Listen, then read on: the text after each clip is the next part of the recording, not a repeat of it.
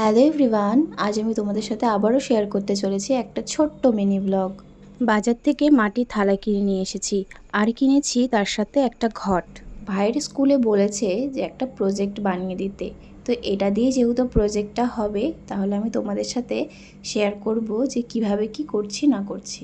মাটির থালাতে যেহেতু ধুলোবালি লেগে থাকে সেজন্য প্রথমে আমি ভালো মতো ধুয়ে নিয়েছি, তারপর হালকা ফ্যানের হাওয়াতে শুকোতে দিয়েছি।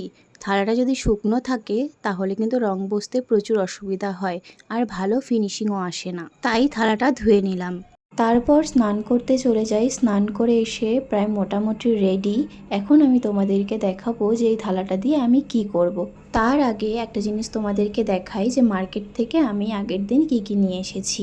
3টে ছোট ছোট এই স্টোনের পাতাগুলো কিনেছি, আর কিনেছি কয়েকটা লেস। তাহলে এবার চলো থালাটা রেডি করা যাক।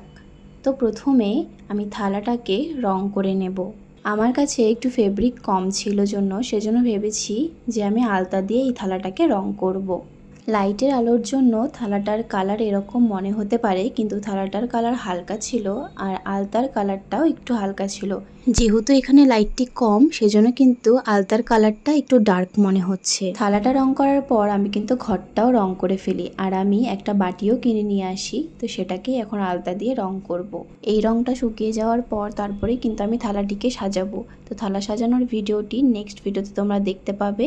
তো আজকের মতো ভিডিওটি এ পর্যন্তই। ভিডিওটি ভালো লাগলে অবশ্যই লাইক কমেন্ট শেয়ার করে দিও। ভালো থেকো, সুস্থ থেকো, ততক্ষণের জন্য টাটা।